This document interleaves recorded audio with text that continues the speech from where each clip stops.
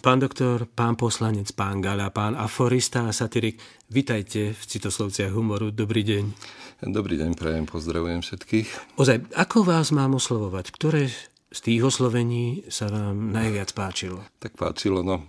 Ja, viete, v oblasti humoru sa cítim byť stále úplný amatér a samouk, takže to by som tak zo skromnosti vynechal. Lekárskú prax síce vykonávam, ale už nie nejako systematicky.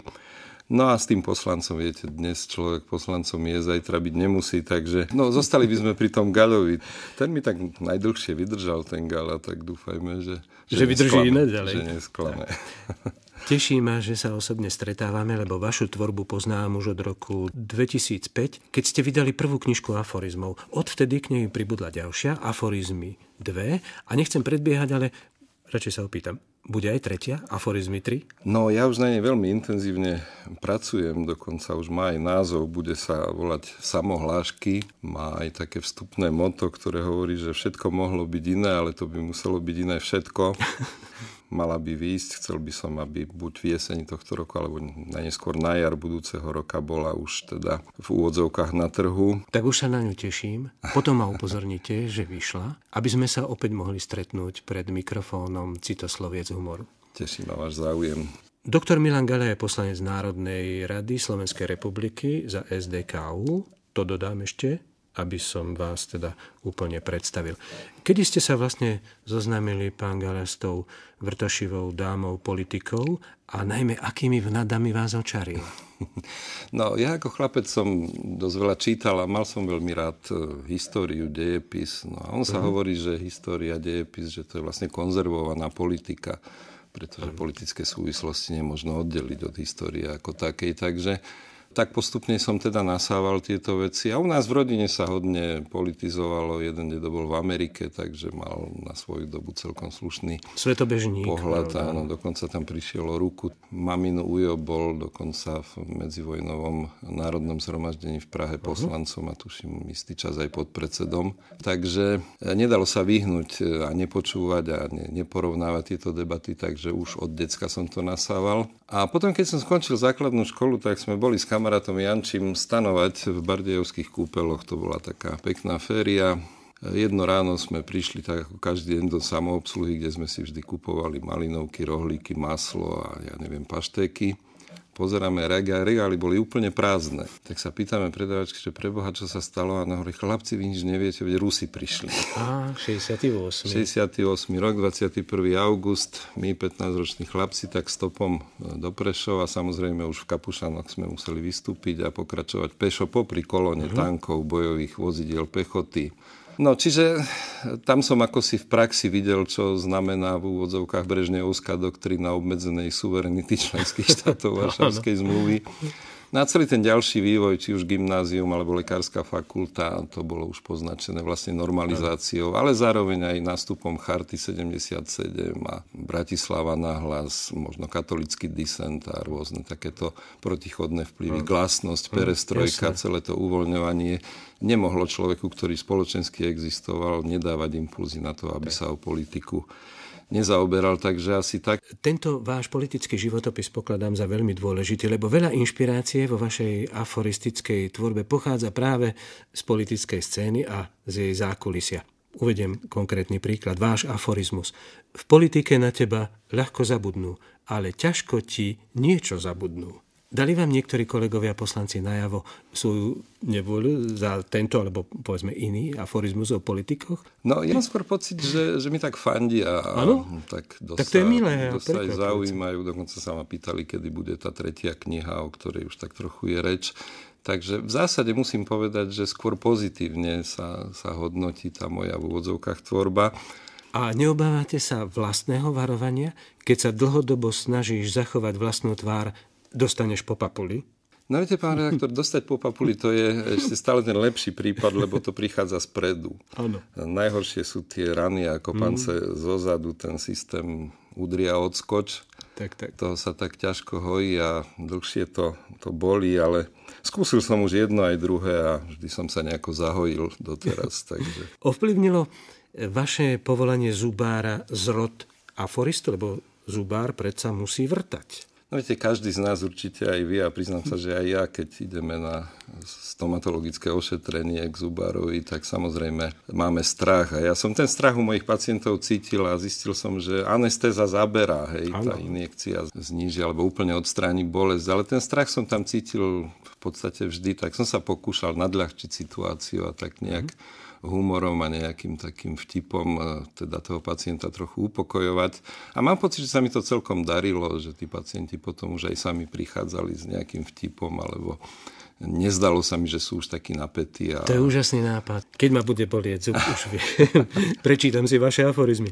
A nie ste ale ako aforista sám proti sebe, ako zubárovi, keď tvrdíte, ak chceš spraviť dieru do sveta, nesmieš veľa vrtať. Tak úlohou zubného lekára nie je iba vrtať. Našou úlohou je sanovať a rekonštruovať chrup pacienta po stránke funkčnej, fonačnej a kozmeticko-estetickej. Čiže to vrtanie je iba akousi prípravou. No ale buďme úprimní, u nás väčšinou teda zubár vrtá. Áno, samozrejme vrtať treba iba toľko, koľko je nutné, iba tak hlboko, tak do šírky a tak dlho, aby to nebolelo. A to platí nie len teda v ambulancii, ale aj v živote, aj v politike, aj všade. Čiže aj pre aforistu. Aj pre aforistu, samozrejme. Mnohí z nás, skoro som povedal obyčajných ľudí, si myslí presne to, čo ste vyjadrili v aforizmoch. Hubou melú hlavne tí, čo prišli s troškou do mlyna. A nabrúsení tupci za každým vyostria debatu. Alebo kvetnaté reči ešte nikdy neprilákali včely. Tiež tragédiou je, ak sa začne neobmedzene používať obmedzený rozum. Tak zovšeobecním otázku. Domnievate sa, že hus, do ktorej triafate, naozaj zagága? No, dobre trafená hus by už nemala zagágať, to je ten lepší prípad. Horší prípad je, keď sa tá trafená hus začne domnievať, že je labuť. To sa stáva pomerne často.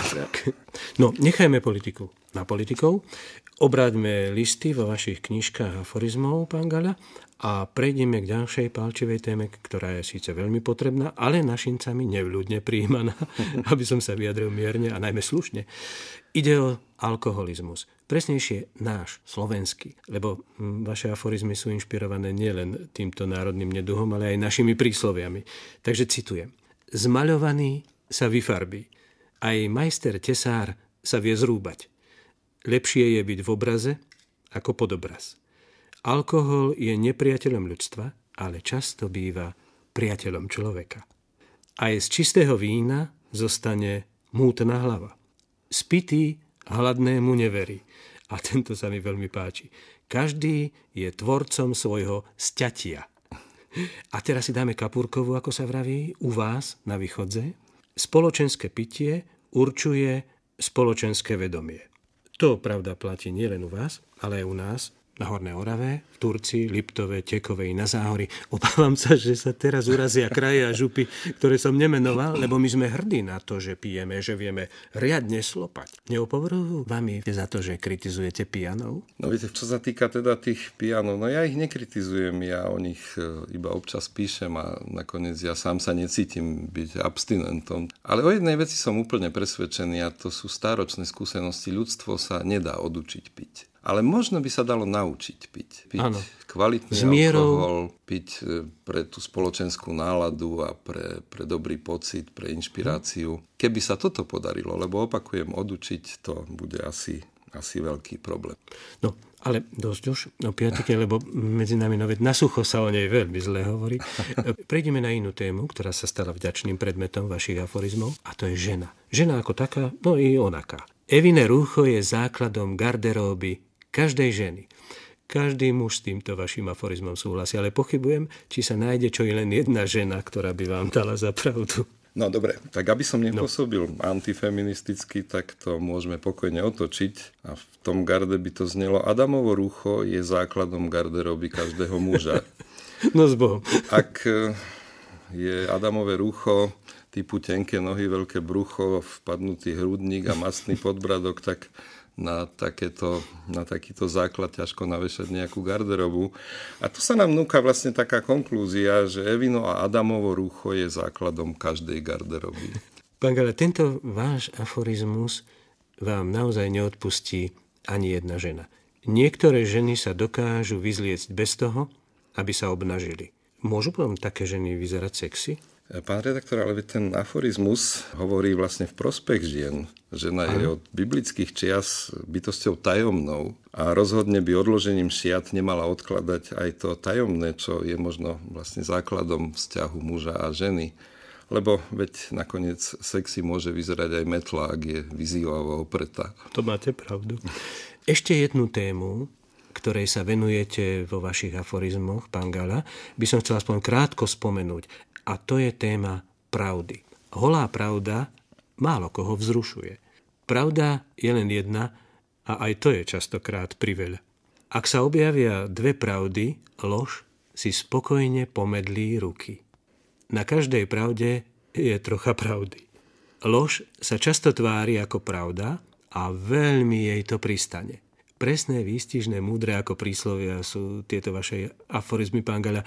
Tak sa vás pýtam ako politika. Čo by sa stalo politikovi alebo politikom, keby hovoril čistú pravdu a nič iba pravdu? Pravda ako taká, tá sa má hovoriť, ale ona sa má aj počúvať. Ten tok by mal byť obojsmerný a to je niekedy problém nielen v politike, lebo v zásade, a to je trochu smutné, ale platí, že svet túži byť klamaný. A preto niektorí politici, ktorí možno hovorili čistú pravdu, už nie sú politikmi. Pán Gala, ďakujem vám za vtipný a poučný rozhovor a teším sa na tú vašu novú knižku aforizmov, o ktorej by sme sa mohli opäť tak veselo a zároveň aj umne porozprávať.